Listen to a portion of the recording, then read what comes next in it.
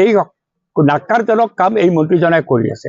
কিন্তু তাৰ ফলত আমাৰ এই অঞ্চলৰ জনসাধাৰণৰ হৈছে আটাইতকৈ কষ্ট, দুৰ্দশাৰ সীমা নাই এই ৰাস্তাটোৰ কাৰণে। আজি 2 বছৰ ধৰি পেলাই এই ৰাস্তাটোৰ কাৰণে দুৰ্দশা বাঢ়িছে। আমি চেষ্টা কৰিছিলোঁ যিমান সোনকালে পৰা যায় ৰাস্তাটোৰ কামটো কৰা। কৰি শেষত আজি তেওঁ যেহেতু প্ৰধানমন্ত্ৰীৰ প্ৰগ্ৰেমৰ লগত সংগতি ৰাখি তেওঁ কোকৰাঝাৰত ব্যস্ত আছে, এইটোক আজি তেওঁ বিলম্ব কৰাৰ কাৰণে এইটো কৰিব লগা আছিল চিমলাগুৰিত প্লেট ঠেট বনাই থৈছে। কিন্তু চিমলাগুৰিত কৰিলে এই যে ভাৰত মাতা জিন্দাবাদ, বিজেপি জিন্দাবাদ, ৰঞ্জিত দাস জিন্দাবাদ এই কথাটো ক'ব নোৱাৰাৰ কাৰণে বলপূৰ্বক টানি আনিছে কাটাজাৰলৈকে টানি আনি বিজেপি মানুহ মবিলাইজ কৰিছে, কৰি পেলাই চিঞৰ বাখৰ কৰি আছে। 4টা বাজি কেতিয়াবাই গ'ল, তাৰে উদ্বোধনৰ কাৰ্যসূচীও সমাপ্ত হ'ল। সমাপ্ত হোৱাৰ পিছত স্বাভাৱিকতে মই তাতে থকাটো কোনো প্ৰয়োজন নাই, কাৰণ এক্সিকিউটিভ ইঞ্জিনিয়াৰ পলাই আছে, লুকাই আছে, ক'তবা লুকাই আছে মই নাজানো। এতিয়া ৰঞ্জিত দাস আহিব হয়তো 5টা বজাত, ট্ৰেইনেৰে আহিব তেওঁ কোকৰাঝাৰৰ পৰা। ইয়াতে বৰপেটা ৰোডত এখন গাড়ী ষ্টপেজ দিছে, ষ্টপেজ দিয়াৰ কাৰণে সেই ষ্টপেজৰ কাৰণে তেওঁ আহি তাতে সেউজীয়া জাণ্ডা দাঙি তাৰপিছত আহি হয়তো তেওঁ কিবা উদ্বোধন কৰিব। এই উদ্বোধনতো কোনো মিনিং নাই, কাৰণ প্ৰধানমন্ত্ৰী উদ্বোধন কৰাৰ পিছতেই তাৎক্ষণিকভাৱে কৰাৰ নিৰ্দেশটো আছিলে, আৰু সেই ক্ষেত্ৰত MLA মুখ্য ভূমিকাত থাকিব। কিন্তু কোনো ধৰণৰ তাতে এৰেঞ্জমেণ্ট নাই, নাৰিকল ভাঙাৰ ব্যৱস্থাও নাই, খালি বিজেপি জিন্দাবাদ মাৰি আছে। মই কালি এটা বাইট দিছিলোঁ যে মোক যিহেতু দায়িত্ব দিছে নাৰিকল ভঙাৰ, মই নাৰিকলটো ভাঙিম। আজি নাৰিকলটোও নোহোৱা কৰি দিছে। কিমান জঘন্য আৰু নেহাত এই পাৰ্টিটো। ৰঞ্জিত দাস কিমান জঘন্য আৰু নেহাত, তাৰ বাহিনী আৰু বেছি নেহাত নিচ। সিহঁতে নাৰিকলে আজি নোহোৱা কৰি থৈ দিছে। কৈ থৈ দি পেলাই প্ৰধানমন্ত্ৰীৰ কাৰ্যসূচী শেষ হ'ল, কোনো দেখা দেখি নাই, কাৰণ তেওঁলোকৰ ৰঞ্জিত দাস আহি পোৱা নাই, দেখা দেখি নাই। এই প্ৰগ্ৰেমটোতো আৰু এতিয়া মিনিং নাই, কোনো অৰ্থই নাই এতিয়া উদ্বোধন কৰাৰ। আৰু সেইকাৰণে মই তাৰ পৰা প্ৰত্যাৱৰ্তন কৰি ঘূৰি আহিছোঁ। ঘূৰি আহি আপোনালোকক মাজেৰে মই জনসাধাৰণক জনাব খুজিছোঁ, এই মন্ত্ৰীজনৰ কৰাৰ একো সামৰ্থ্য নাই, একো কাম কৰিব নোৱাৰে। কিন্তু এই মানুহজনে এনেকৈ কামক, উন্নয়নৰ কামত বাধাগ্ৰস্ত কৰে যে, এই কথাটো মই স্পষ্ট কৰি ৰাইজক দিলোঁ। এইকাৰণে এতিয়া এই কথাৰে এটা কথা প্ৰতিমান হৈছে যে ৰঞ্জিত দাস আৰু এই এক্সিকিউটিভ ইঞ্জিনিয়াৰ আৰু DC তেওঁলোক 3জনে মিলি পেলাই প্ৰধানমন্ত্ৰীক চূড়ান্ত অপমান কৰিছে।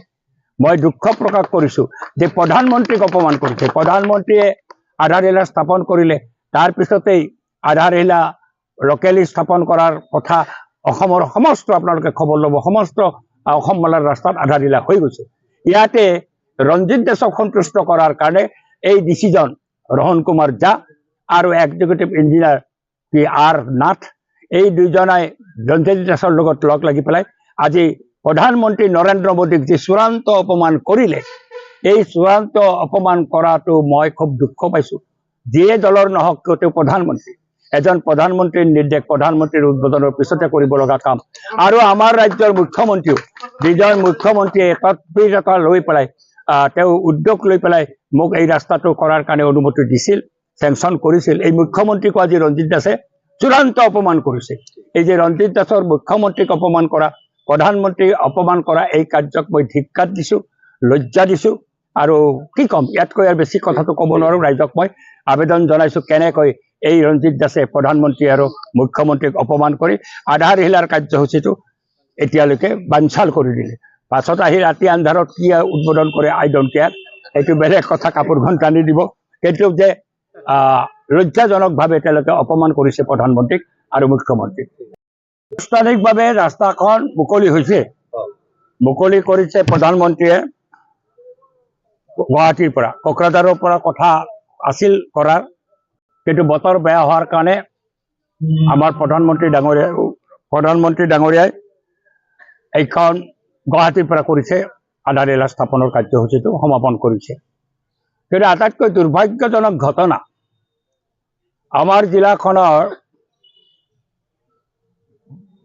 জিলাধিপতি, এই জিলাধিপতিয়ে ৰঞ্জিত দাসৰ লগত চক্ৰান্ত কৰি ইয়াৰ আধাৰশিলাৰ কাৰ্যসূচীটো, যিটো চৰকাৰী নিৰ্দেশ আছিল, প্ৰধানমন্ত্ৰীয়ে আধাৰশিলা স্থাপন কৰাৰ পিছতেই লোকেলি আধাৰশিলা স্থাপন কৰিব লাগিছিল, সেই কাৰ্যসূচীটো তেওঁলোকে বানচাল কৰি দিলে। প্ৰধানমন্ত্ৰীয়ে আমি দেখা পালোঁ প্ৰধানমন্ত্ৰীয়ে গুৱাহাটীৰ পৰা চব অসম মালাৰ ৰাস্তাবিলাক মুকলি কৰিছে, অসমৰ বিভিন্ন ৰাস্তা। কিন্তু ইয়াতে তেওঁলোকে ইচ্ছাকৃতভাৱে টাইমটো দেৰিকৈ দেখুৱাইছে।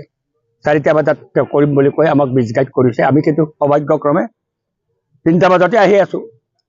আমি দেখা পালোঁ তাতে ভাৰতীয় জনতা পাৰ্টিৰ কিছু কৰ্মীয়ে ভাৰত মাতা কি জয় দিছে, বিজেপি জিন্দাবাদ, ৰঞ্জিত দাস জিন্দাবাদ দি পেলাই এটা হুলস্থুল পৰিৱেশ সৃষ্টি কৰিছে।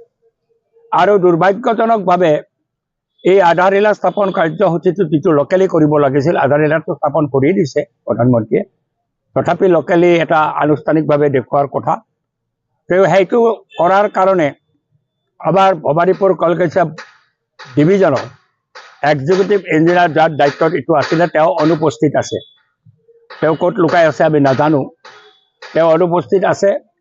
থাকাত কোনো গৰাকীবিহীনভাৱে আধাৰশিলাস্থলীটো পৰি আছে। আৰু মই নিৰ্দিষ্ট 4টা বজালৈকে সময় অপেক্ষা কৰি, তেতিয়া কোনো অফিচাৰ্ছ নাই। আৰু প্ৰধানমন্ত্ৰীয়ে যিহেতু আধাৰশিলা স্থাপনৰ বক্তৃতা শেষ কৰিলে, বক্তৃতা শেষ কৰাৰ পিছত ইয়াতে যেতিয়া এইটো কাৰ্যকৰী নহ'ল, মই তাৰ পৰা আঁতৰি আহিছোঁ। এই গোটেই কাৰবাৰটোত আপোনালোকৰ নিশ্চিত মনত আছে যে মন্ত্ৰী ৰঞ্জিত দাসে পূৰ্বৰে পৰা এই ৰাস্তাটো নকৰাৰ কাৰণে ষড়যন্ত্ৰ কৰিছিল। তেওঁ এবাৰ প্ৰত্যক্ষভাৱে ক'লে যে মানস অভয়াৰণ্যলৈকে ৰাস্তাটোৰ যি গুৰুত্ব, এই গুৰুত্ব বুজি এই ৰাস্তাটো কৰিব লাগে বুলি সাংবাদিকে যেতিয়া ক'লে, সুধিলে তেওঁ ক'লে যে 26ৰ নিৰ্বাচনত CPM-ক পৰাজিত কৰিম, এই MLA-ক পৰাজিত কৰাৰ পিছত আমাৰ MLA হ'লেহে আমি ৰাস্তাটো কৰিম। এই কথা ক'লে যে মানস অভয়াৰণ্যৰ কি হ'ব, যাতায়াতৰ ব্যৱস্থা কি হ'ব, নাই আমি ভবানীপুৰেৰে বিকল্প ৰাস্তা বনাই দিছোঁ বুলি কোৱাত প্ৰচণ্ড প্ৰতিক্ৰিয়া হ'ল। মই লগে লগে পুনৰ সোঁৱৰাই দিলোঁ যে এই ৰাস্তাটো অসম মালাত হ'ব। মই পূৰ্বতো কৈ আছিলোঁ, 2-2.5 বছৰ ধৰি পেলাই কৈ আছোঁ, অসম মালাত মই লাগি আছোঁ, মুখ্যমন্ত্ৰীৰ লগত মই লাগি আছোঁ। তেওঁ কিন্তু নাজানে এই যে অসম মালাত এই ৰাস্তাটোৰ পৰিকল্পনা চলিছে, তেওঁ কোনো গম নাপায়। মন্ত্ৰী যদি অকল পইচা মাৰাত ধান্দাত ঘূৰি ফুৰে, তেতিয়াহ'লেতো এইবিলাক কথা গম নাপাবই। তেওঁ গম নাপাই পেলাই এই কথা কৈ দিলে। যেতিয়া DPR কৰাৰ কাৰণে ৰাস্তাটোত অফিচাৰ্ছবিলাক নামিল, ইঞ্জিনিয়াৰবিলাক নামিল, তেতিয়া আকৌ বিচাৰ এটা মাতিলে যে মই ৰাস্তাটো আনিলোঁ। যিজন মানুহে 26ত আমাক পৰাজিত কৰি পেলাই বিজেপিৰ MLA হ'লেহে ৰাস্তাটো বান্ধিব, এই কথা কোৱা মানুহজনে যেতিয়া আকৌ আৰম্ভ কৰিলে মই ৰাস্তাটো আনিছোঁ, তেতিয়া মই ক'লোঁ যে তুমিতো লোকৰ পিঠাৰে বিহু পতা মন্ত্ৰী, তুমি নাজানাই এতিয়া যে অসম মালাত এই ৰাস্তাটো মই লাগি আছোঁ। মুখ্যমন্ত্ৰীক মই ধন্যবাদ দিছোঁ যে ৰাস্তাটো তেওঁ দিলে, কিন্তু তাতো কিছু বিলম্ব কৰিলে তেওঁ। মন্ত্ৰীজনাই স্পষ্টভাৱে যাতে ৰাস্তাটো নহয় তাৰ ষড়যন্ত্ৰ কৰি থাকিল, ঠিকাদাৰক বন্ধ কৰি থৈ দিলে। তাৰপিছত মই তথ্য পালোঁ যে ডিচেম্বৰ মাহৰ 11 তাৰিখে এই ৰাস্তাটোৰ প্ৰিলিমিনেৰী অৰ্ডাৰ ওলালে। ৰাস্তাটোৰ কাম আৰম্ভ কৰিব পাৰে, নিয়মমতে পাৰে। ফাইনেল অৰ্ডাৰটো ওলা নাই, প্ৰিলিমিনেৰী ওলাইছে, কিন্তু ৰাস্তাটো মেৰামতি হ'লেও কৰিব পাৰি। এই কথাটোত মই জোৰ দি দিছিলোঁ। কাণসাৰ নিজাতে মই যোৱা শেষ এছেম্বলিত যিখন মই এই কথাটো স্পষ্ট, গৰ্ভস্থানী বিভাগৰ যাৰ মন্ত্ৰী হৈছে মুখ্যমন্ত্ৰী, তেওঁৰ এইটো ব্যৰ্থতা। আজি নৱেম্বৰত তেওঁ কাম আৰম্ভ কৈছিল, ডিচেম্বৰলৈকে তেওঁ প্ৰিলিমিনাৰী দিব নোৱাৰিলে। ডিচেম্বৰত প্ৰিলিমিনাৰী দিলে, ডিচেম্বৰ মাহ, জানুৱাৰী মাহ, ফেব্ৰুৱাৰী মাহ পাৰ হৈ যায়, এতিয়ালৈকে ৰাস্তাটোৰ কাম আৰম্ভ হোৱা নাই। তেতিয়া মুখ্যমন্ত্ৰী মোক মাতিলে, কথাটো কি হৈছে? বোলে এনেকুৱা হৈছে ৰাস্তাটোৰ যাতায়াত চলিব নোৱাৰে।